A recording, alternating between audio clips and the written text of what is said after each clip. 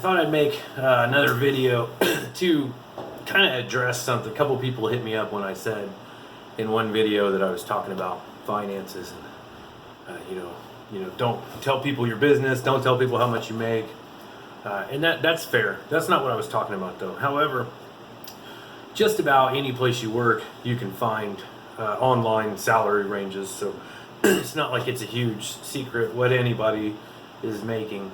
But it's more about the steps to being financially responsible. Things I didn't know and that made me bad choices into like recent things that I've been learning about. So it's like we first started when I got on a factory job and we finally got off welfare, start buying our own groceries and stuff. And there's things I think the first time I ended up making a budget because I didn't know why I was always broke.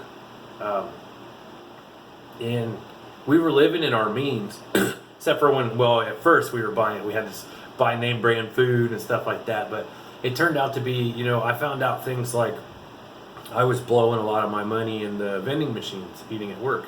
And it's just not something I tracked. Same with sodas. So then it's like, bring in food and then, there's different options. But so you have to make a budget. And if you don't think that you make enough money to make a budget, that's incorrect. That's the reason you need a budget. You have to be able to live in your means. And that may mean like if you live in town, like I live in St. Pete, do you need a car? Because you don't. And if you're living paycheck to paycheck, it may be an expense that you can get rid of for a while. So what you have is, in any given group of people, nobody's supposed to talk about how much they make or finances. And I've found it doesn't matter if they're high-end job or $15 an hour. What you get is people, no matter what, living paycheck to paycheck with no savings in and just under crippling debt. And that's the way I was taught, really, from what I saw. So that's what I was doing too. And I used to sell high-end vacuum cleaners to people they had big rich houses, and they had nice cars and then barely any furniture and nothing in the fridge, and it was all ate up on credit. So we worked really hard to get our credit good enough to where we can do that to ourselves, and that's bad. But the thing is, this is what got me focused on this. I've been living paycheck to paycheck. I've got some comfort room, but I couldn't, no kind of emergency.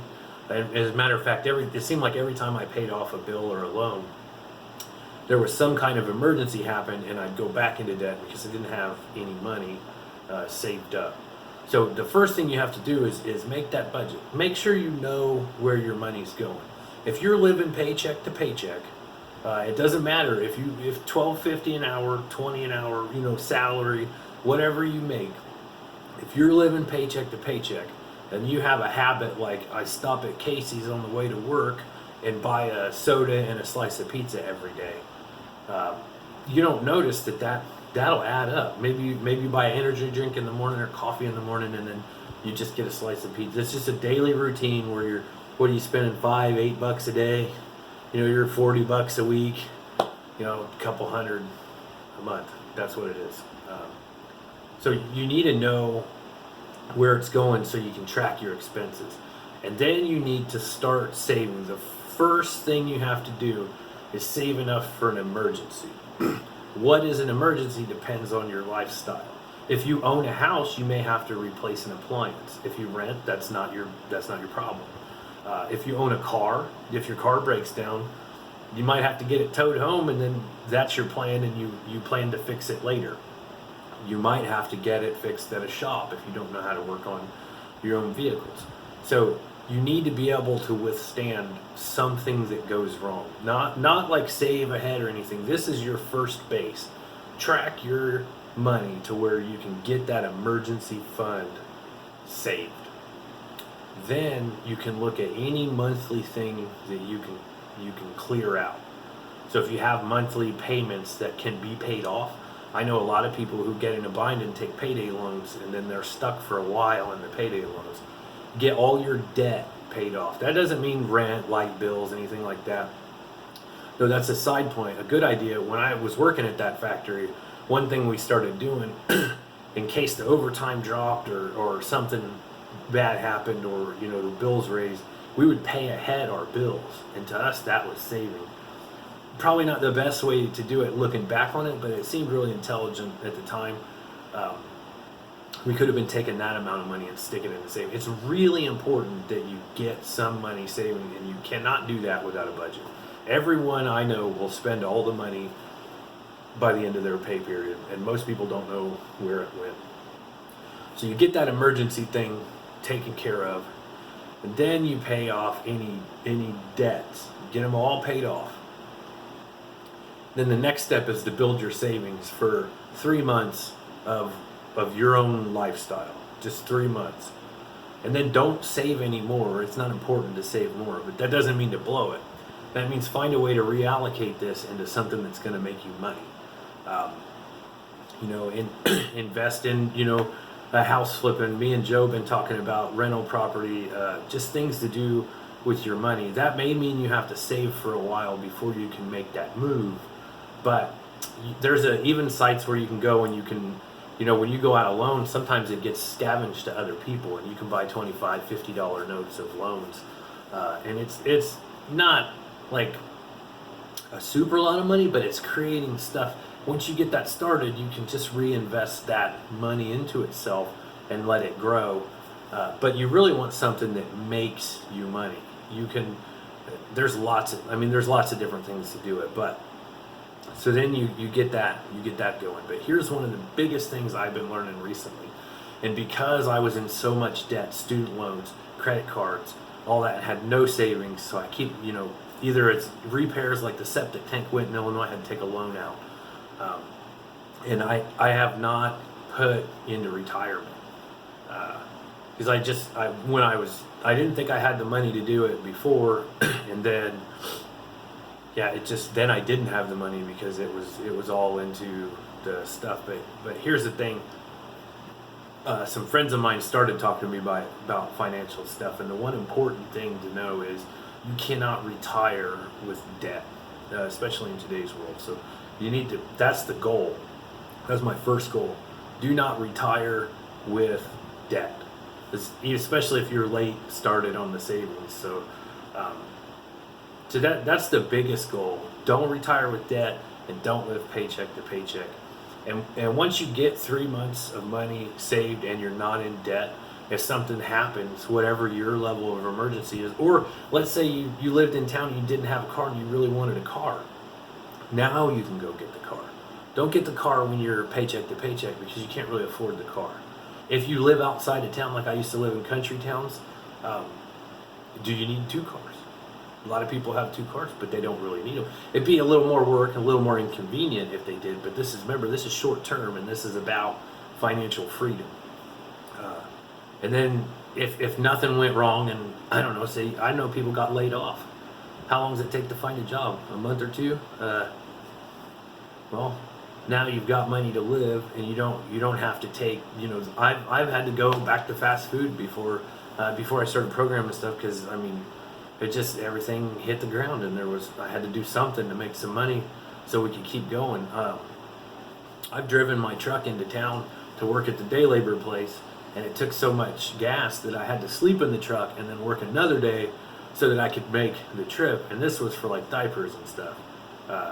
You don't want that. And if you live paycheck to paycheck, you never know which one is going to be the end of it.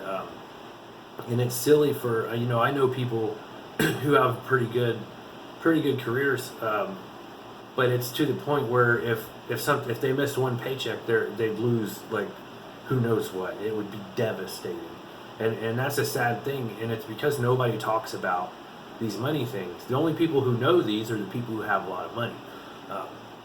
So now I know people. I'm in a financials guild that tell me a lot of information.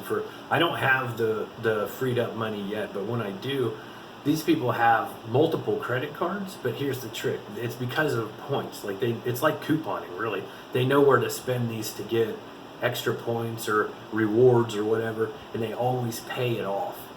So they never carry a balance. And these are like financially smart people. They're they have disposable income. I never thought that was even possible, especially when I was working at like construction and different stuff. And it is possible. It is possible. No one tells you that, and you just can't. Don't just buy what they sell the working class people, the credit, the dream. That's how, they keep you in it. You can't do what you want. There's people I watch on YouTube, and they come and they live in these like tiny house trailer things for however many months, and they work and they scrape and they save and they just live poor as hell, and then they go out for 4, 5, 6 months at a time on these trails and just live free. So that's like how they build it up. Stuff like that just seemed incredible to me. Like, how does a person even do that? And it's because they don't have debt. Your world opens up when you don't have debt, and it's just a taboo thing that you're not supposed to talk about. Like, I was a little anxious even getting in that financials guild, because it was just that way. You keep that stuff on the hush. And then when I get in there and start seeing some of this information, I was like, whoa. I was able to ask questions, and I'm making forward motion toward my own goals. But there's a lot of recovery I had to do from what I thought I bought in, what I thought I was supposed to do. And when I started working professional career and making more money, I made more of that damage on myself, and just digging my way out of it. And just be aware of that. I mean, start getting a plan, make your budget.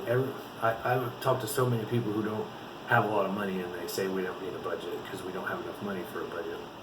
That's not true. That's one of the most important things, so you can just see where your money's going. And then you'd be surprised. You'd be surprised what you can get out of it. Now, I know there's some, and I was living in it, there's some extreme poverty where that's just not.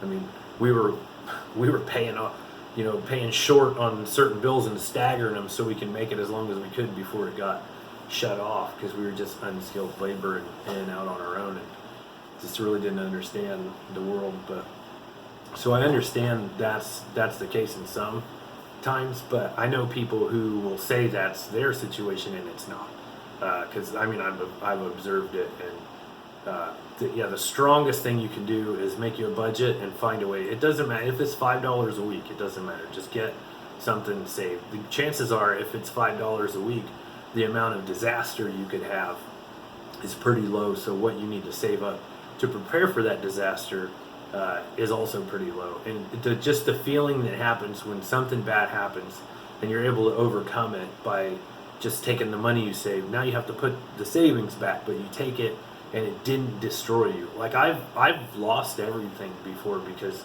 something bad happened and I couldn't get out of it. And then I've also had a case, we had enough savings when the van broke. Most people who know me know that we had the van broke down for quite a while when we were out here, because we were waiting to see how everything went, and then we had enough savings to get the van fixed. And it's one of the first times I didn't have to take a loan or something. We had to save up the money to get it, but it wasn't something that ruined it. So when you have enough money in your savings to handle something like that, and you think, it's very satisfying to know that didn't destroy you, but before that it could have. So that's what I meant when I said I was talking a bunch of shit about my financials. It wasn't about how much money I make or how much money people I know make. It's about the steps to that financial freedom. And I'm ignorant to this. I'm just learning it all too. But it's definitely like, start looking into the financial freedom. The biggest thing you can take away from this is that credit bullshit they're selling you is to get you latched. Like, that's slavery. Don't buy into that shit. It's good to have credit. It's bad to use credit. Don't let everyone push you. You don't have to have the fanciest car. My brother was telling me, you got a good job now, how come you don't have a good car? My oldest brother, because he was mad because I was driving an old beater. Don't let those kind of pressures put you in debt, because you're buying in. And if you make minimum payments, nothing's set up to pay off with any shorter than 3 years. And once you get deep in debt, minimum payments, you're looking, if you make the minimum payment on the credit card that I had, for instance, it was 20 years to pay off. That's ridiculous. Like, just don't buy into that. That's the message. Don't let the world put you into slavery. And that's exactly what it's set up to do. And they don't teach us any different. And if you don't look for it, you'll walk right into it. And everyone will tell you, well, you made your choices. That's not true if you don't have the information. When you present someone a subset of choices to pick from, you're not actually letting them make a choice. You're giving them a selection they're allowed to choose out of. And they don't give us the information. And that's what you need to look for. Find out how to be financially independent, and don't take credit. That's the biggest thing. You're not free if you take credit. And you choose to do it, so they'll say it's your own fault. And kind of it is. But here's what I'm telling you: get smart so you make educated choices. Don't be ignorant. So financial rant over.